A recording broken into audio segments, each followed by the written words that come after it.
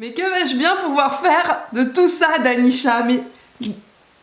Mais où m'envoies-tu? I love you so much, mochi, mochi, mochi, mochi. La revue de la nouvelle collection NYX, c'est ici et maintenant en collaboration avec Danisha. Donc aujourd'hui c'est une collaboration avec mon amie Danisha de la chaîne Danisha Pop. Je vous l'avais annoncé déjà dans la dernière collaboration qui était notre vidéo tag sur les palettes, que chaque mois nous allions tester des produits, enfin un produit, le même produit, et que nous allions vous donner deux avis complètement différents puisque nous sommes deux personnalités complètement opposées. Donc pour cette première revue, nous allons tester la collection I Love You So Much de chez NYX. Voici la boîte de chez NYX. Les produits que j'ai commandés sont encore emballés. C'est une vraie première impression. Ils les ont bien emballés, hein, ils avaient peur qu'on les casse. Donc j'ai commandé ça sur le site de NYX. Voici la palette. Eh bien, je suis surprise. Elle ne ressemble pas du tout à ce à quoi je m'attendais parce que c'est toujours pareil. Les photos sur les sites internet ne font pas penser à ça. Donc cette collection qui s'appelle I Love You So Much, n'est-ce pas, de chez NYX, est inspirée de la fameuse création culinaire japonaise, les mochi, qui sont ces espèces de boules de riz gluantes, qui sont aussi bien mangées en dessert sucré que parfois en salé dans les soupes. Je me suis renseignée. Je suis allée quand même sur Google pour savoir ce que c'était que les mochi. Dans la collection I Love You So Much, il y a deux highlighters, deux palettes. Les palettes sont complètement différentes puisqu'il y en a une qui est plus sur des tons comme celle-ci, qui est la mienne, qui est la Sleek and Chic, donc élégante et chic. Et ils en ont une qui est plus pop électrique, qui est celle que Danisha a prise. Et si vous avez envie d'aller voir ce qu'elle va en faire, je vous invite à aller sur son channel, aller sur sa chaîne pour voir ce qu'elle va en faire et avoir son avis. Bon, donc dans ma palette que j'ai prise, je découvre en même temps que vous, il y a plusieurs couleurs qui semblent être satinées et une qui est mate, qui est le blanc qui est juste là. Il y a des apparemment aussi métallisés ou pailletés. Là j'ai un très joli noir pailleté très beau. On va swatcher. Oh c'est beau, il y a des métallisés, il y a des pailletés, il y a des belles couleurs. Je ne m'y attendais pas.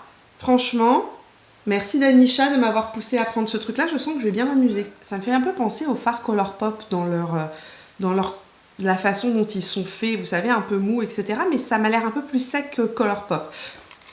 On va voir ça ensemble. Deuxième chose que j'ai prise dans cette collection. Alors là, pour le coup, je pense qu'on a pris la même, Danisha et moi, donc vous aurez exactement des avis croisés là-dessus. Voici la palette d'illuminateur. Que fais-je avec ça? Il y a un jaune poussin au milieu. Hein, un vrai jaune poussin. Ça ne ressemblait pas à ça sur le web.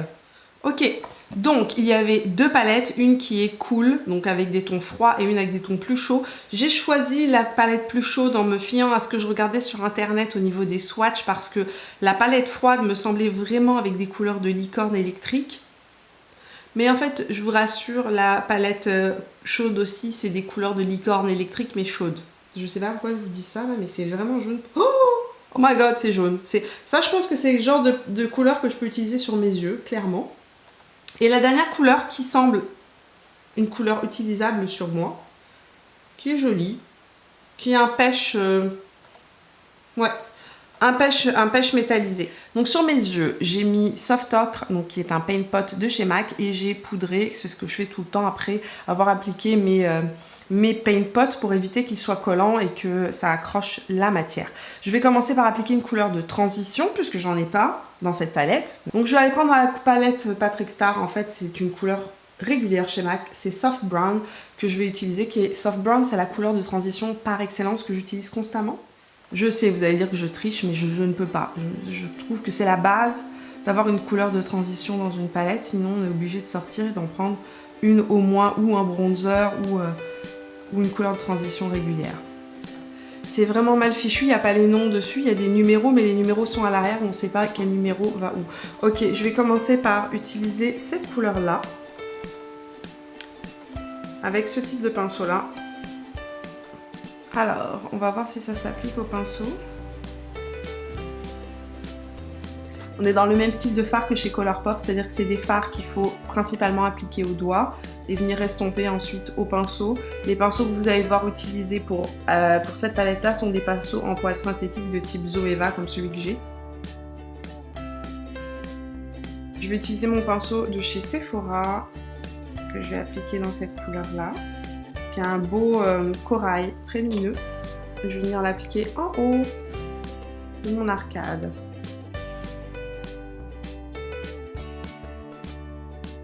Je vais appliquer au doigt, je vais faire comme ce que je fais avec les Colourpop parce que je trouve que sinon ça manque de pigmentation au pinceau.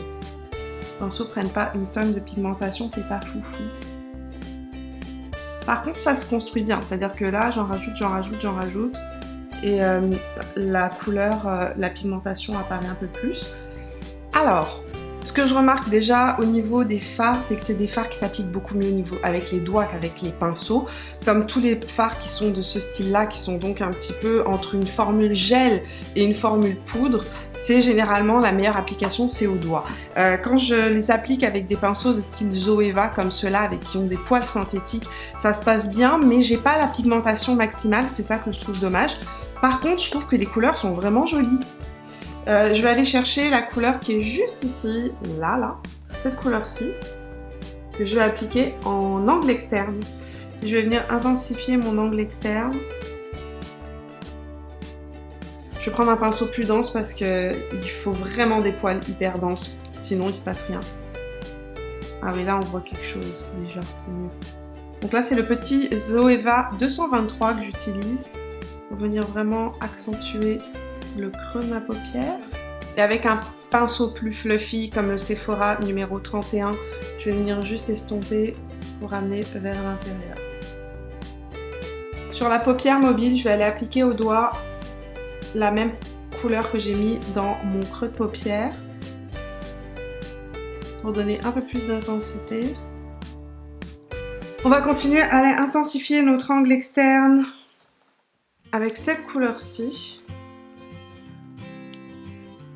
à l'angle externe et que je redescends le long de mes cils. C'est le genre de couleur parfaite quand vous voulez faire des smokies qui se fondent vraiment bien parce que les couleurs se fondent entre elles, c'est marrant, c'est comme si on travaillait des fards crème. Enfin, on va utiliser le noir qui est là. Je vais l'utiliser avec ce pinceau de chez Zoeva qui est le 226 Smudger. Donc c'est des poils qui sont courts et denses. Et je vais l'appliquer le long de la racine des cils pour smoker un petit peu, donner un peu plus de profondeur.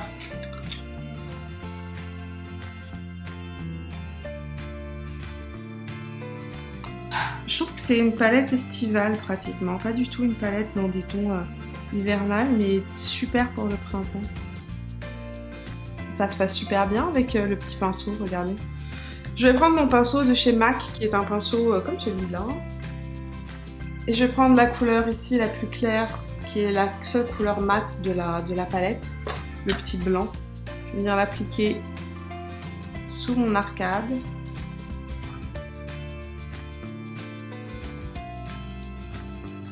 Dessous de l'œil. Je vais reprendre la couleur qui est juste ici, le petit taupe, un petit taupe pêche très joli. Pinceau 226 Smudger de chez Zoeva, avec la couleur juste ici.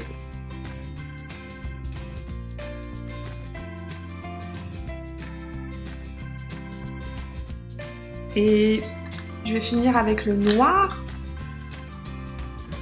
de la palette et mon petit pinceau encore de chez Sephora qui est le pinceau à sourcils. Pinceau 35 pardon.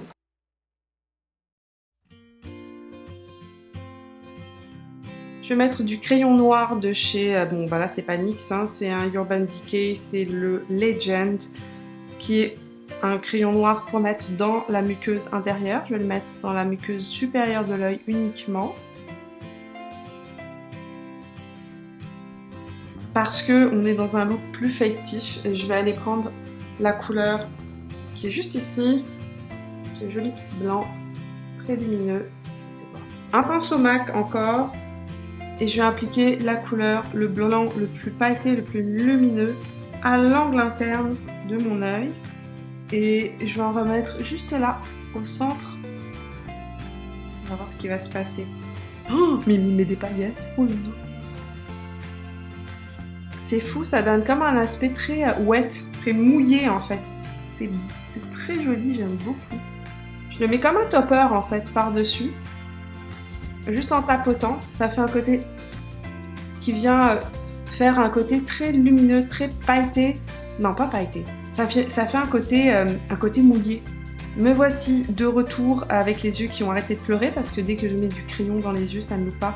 J'ai les yeux qui se mettent à pleurer. Je vais mettre mon mascara Kiko. On va voir cet illuminateur maintenant. Donc évidemment, je vais vous swatcher les trois. Mais je ne vais pas m'amuser à mettre les couleurs de licorne sur mon visage parce qu'avec aujourd'hui, je trouve que non, non. Par contre, cette couleur-là, je pense qu'elle va bien. Ouais. On va mettre le petit pêche.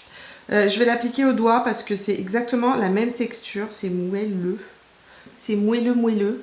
C'est comme la texture. C'est vraiment, ça ressemble à Colourpop. Donc généralement, les Colourpop, je les applique au doigt. C'est pailleté quand même. Hein. C'est pas un illuminateur juste métallisé. Non, c'est un petit peu pailleté.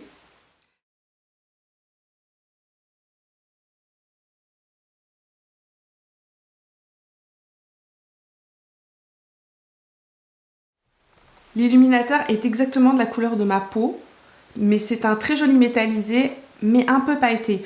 Par contre, ce que j'apprécie, c'est qu'il n'accentue pas les défauts de la peau. Donc si vous avez un grain de peau qui est irrégulier, il ne va pas venir accentuer les défauts de la peau. Le jaune poussin, je passe mon tour. Je pense que je ne peux pas mettre ça sur ma peau. Mais je peux le mettre sur mes yeux par contre. Et puis le rose, pourquoi pas? Si un jour j'ai envie de faire quelque chose d'un peu original, mais sur mes yeux, sur ma peau, ça ressort pas très joli. Vraiment, la seule couleur que j'aime dans les trois illuminateurs, c'est celle-ci. Si vous avez la peau noire ou la peau très mate, les deux autres couleurs seront vraiment plus adaptées à votre carnation, mais pour mon type de peau, j'aurais peut-être dû prendre la palette qui était la plus claire, mais qui était... On va juste conclure pour la palette pour les yeux. Est-ce que je la trouve bien? Oui. Est-ce que c'est une palette que je réutiliserai? Oui. Je trouve que les couleurs sont sympathiques. Je regrette qu'il n'y ait pas de couleur mate de transition. Et je regrette aussi qu'il n'y ait pas un vrai noir. Parce que le noir ici est un noir un peu plus charcoal, un peu plus gris charcoal, avec des paillettes dedans. Donc on ne peut pas vraiment faire un smoky externe.